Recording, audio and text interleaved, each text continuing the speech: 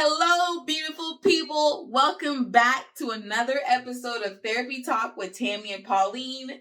I have sincerely missed y'all. And for those who do not know me and it's your first time on this channel, welcome. I am a licensed professional counselor. And for the past several weeks, I have been doing a review and reacting to the HBO Max's show, The Last of Us. We are on episode 8 and we're getting close to the end. Last episode 7, Tammy joined me as we both got to watch, and really it was an episode about Ellie. We got to learn more about her and some of her experiences, and so this episode I am curious on what else is gonna happen. We have more background of each of our main characters now, which is Joel and Ellie. Ellie has been in love before and also has lost earlier than we could have imagined. And so I am just really excited to get this done. As far as like just being done with this series, it's been great. But boy, it's taken a lot out of me. But let's just hop right into this next episode. And so let's do it now. So far in this episode, there is a whole lot of snow. I don't know, being in a pandemic, trying to survive, and then the natural elements of it all, such as snow, is also being tossed at you. I don't know, but anyway, most importantly, Ellie has managed to keep Joel alive. And now we're being introduced to new characters. Seems to be like an organized religion of some sort. And Ellie has become quite a hunter and about to basically claim her hit. But then the two people from this organized religion have also found the deer that Ellie shot, and they're about to answer some questions to Ellie because she's hungry and she's on a mission to survive. So do not mess with her food.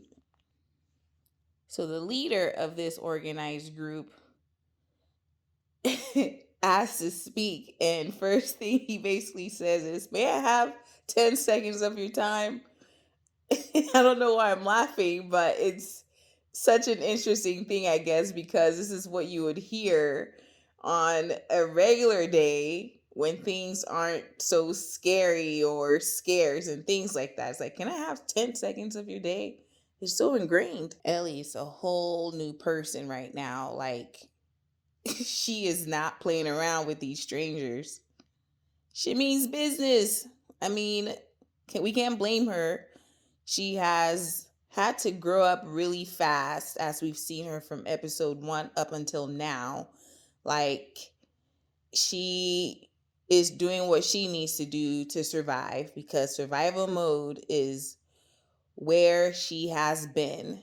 And we've seen her when she's not in that role in survival mode, where she is like a teenager, just hanging out, being relaxed and free. But right now, I can't even recognize who this grown woman is, but I get it. So it turns out Ellie and Joel somehow are connected to these characters in this organized religion by way of Joel defending he and Ellie and shot one of the members from one of the episodes. I think probably when they went to the QZ that was abandoned and had all the monkeys in it, and shot one of them, and Joel got stabbed.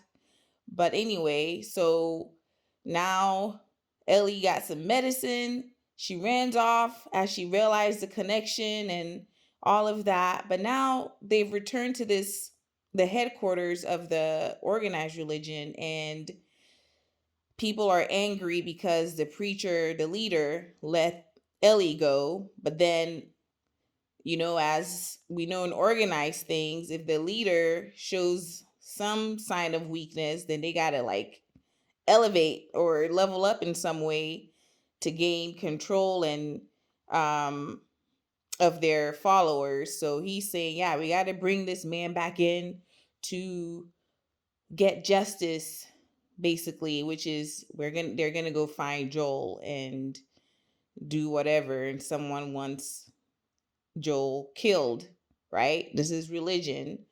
And so it's interesting and something I want to bring up because religion seems to be a big part of this episode is that um, this leader talked about not being a teacher before he became a preacher, which he did not believe in God or any higher power until the apocalypse or the pandemic and all of that happened.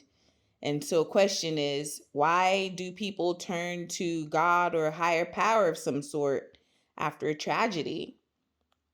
I think it's because of how we are conditioned as human beings. We got to believe in something.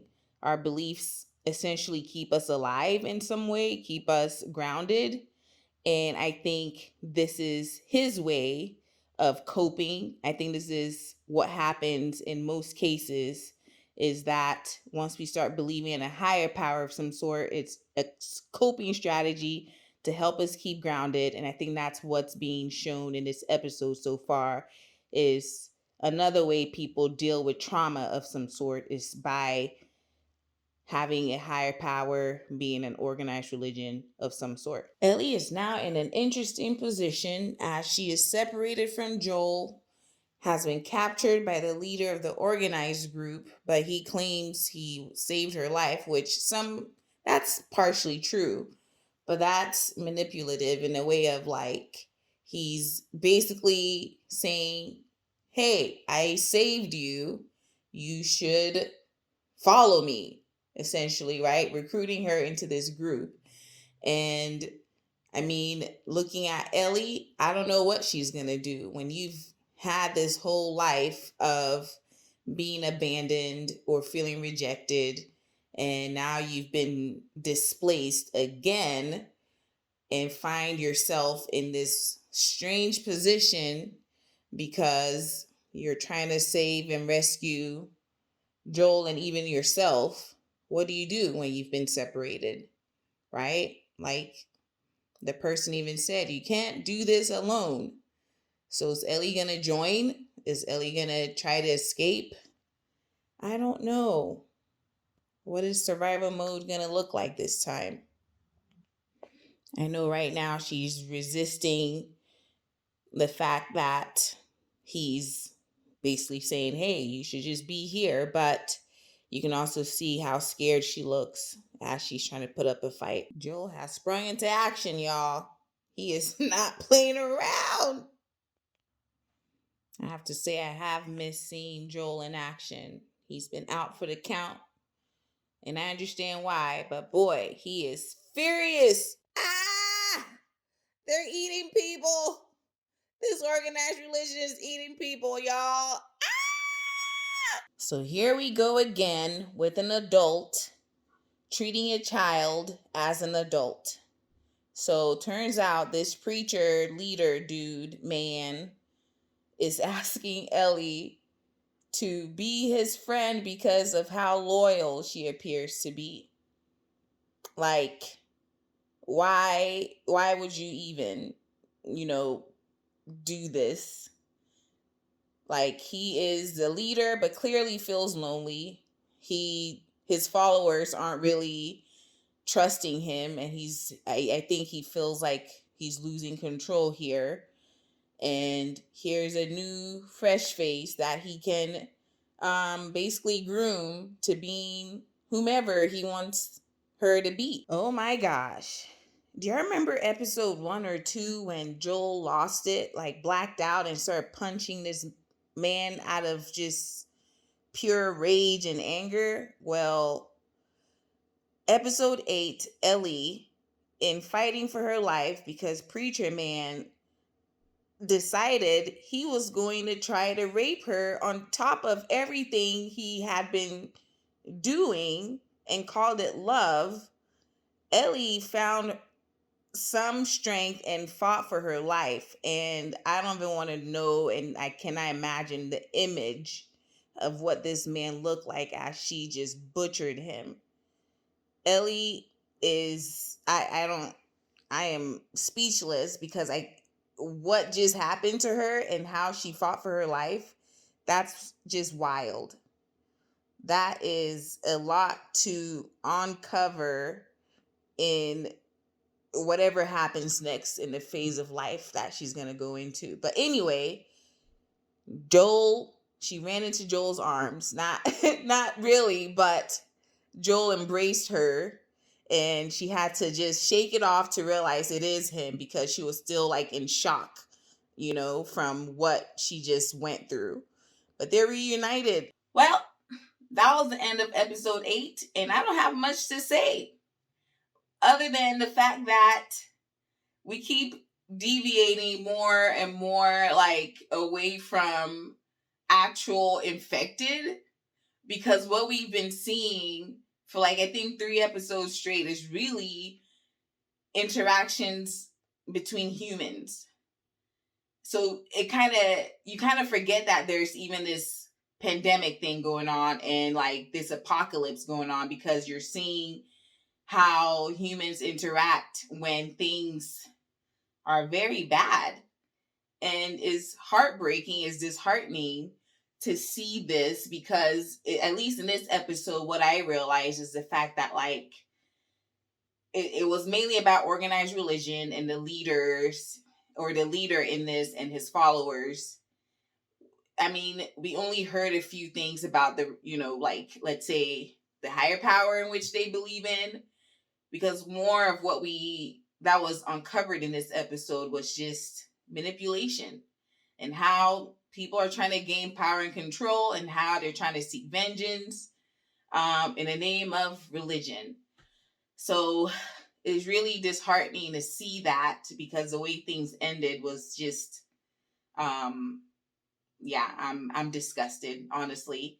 But this is what happens. It's not unreal to see things like this or even hear about it.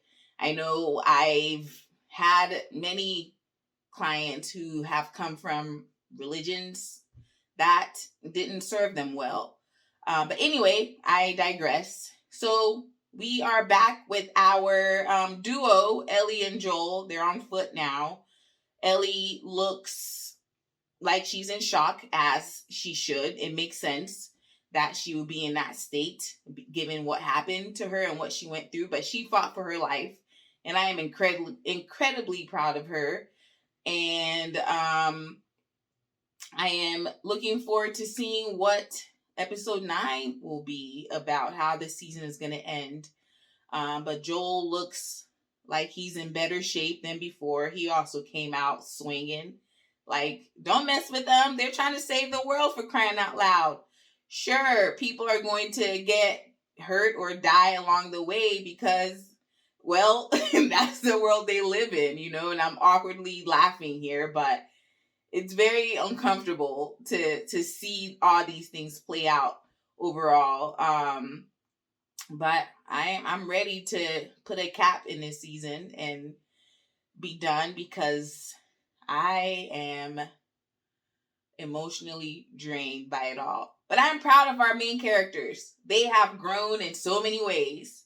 And so thank you for watching this episode with me, and thank you for being here. As usual, please leave some comments, ask me some questions, and I will talk to y'all soon.